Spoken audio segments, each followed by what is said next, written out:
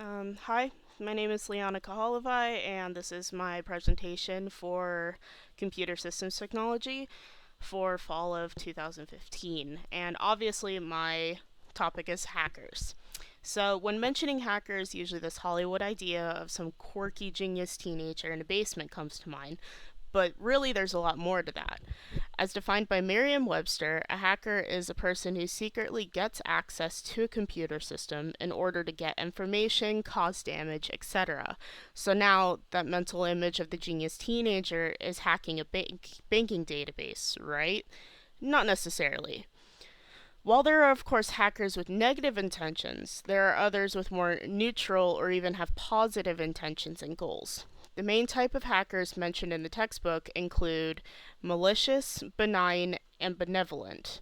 Malicious hackers are those who break into computers for destructive purposes. Benign hackers are thrill seekers, or they break in just for the challenge of it. And benevolent hackers, aka ethical or white hat hackers, break into networks on behalf of owners to expose security flaws for fixing. Malicious hacker types include script kiddies, hacktivists, black hat hackers, and cyber terrorists. Script kiddies are mostly teenagers with little technical skill, usually using downloadable programs or existing code for their break ins. Such programs have included Remote Denial of Service WinNuke, Trojans, Black Orifice, NetBus, Sub7, and ProRat. Um, while most of these people are teenagers, the term script kiddies is actually more for referring to technical skill. So, uh, somebody who is in their teens could, in fact, be a really great hacker, while somebody in their 40s could actually be a script kiddie. The other type is hacktivists. These are people who break into systems for politically or socially motivated purposes. An example of this is the group Anonymous. Back in November of 2014, they declared a cyber war on the Ku Klux Klan following the shooting of Michael Brown. They hacked into several of their Twitter accounts and hosting servers for their sites and changed information on them, and then they also released personal information of the members to expose them to the public. So there are the black hat hackers. These are the professional criminal hackers that break in to steal or destroy information or use it for illegal profit. So these are the ones that you usually think of when you think hacker. Um, these people, they steal information from banks, but then they will also steal information from Facebook or Twitter. Anywhere they can get stuff, they will go for it.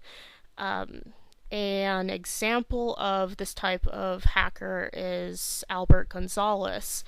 His case was that he was charged with credit card theft and subsequent reselling of more than 170 million credit card and ATM numbers. And he collected those from 2005 through 2007. He was charged with this fraud and is currently serving 20 years in prison, which is the most time for a hacking crime.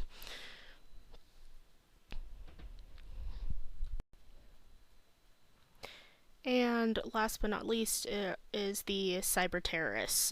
These people are politically motivated hackers who attack systems to bring physical or financial harm to a group of people or destroy mass amounts of information. Two examples of this is back in 2007 in Estonia, they suffered a massive DDoS attack that rendered the entire country offline for about 3 weeks. Um, and a more recent example is in August of 2013, a number of American media companies, these include New York Times, Huffington Post, and Twitter, lost control of their sites after a Syrian cyber terrorist attack. So, besides the more malicious hacker types, going back to hackers in general, there are the example of benign hackers. Again, these are the thrill seeker types, and they usually hack in just for the challenge or just because to prove that they can. An example of this is actually a case of one of the earliest criminal charges for hacking activity, and this happened in 1983. The group is called the 414s, and they were a group of Milwaukee based hackers. And what they did was that they broke into dozens of really high profile computer systems, some local, some not, and some of these included the Los Alamos National Laboratory, Sloan Kettering Cancer Center, and the Security Pacific Bank. They came out afterwards saying that they did it just because to prove that they can. An interesting fact about this entire case was that the group was actually 6 high school level students. And in the picture in the slide is actually one of them. His name's Neil Patrick, and he came out after the hacking was discovered, and he basically became the spokesperson for the group.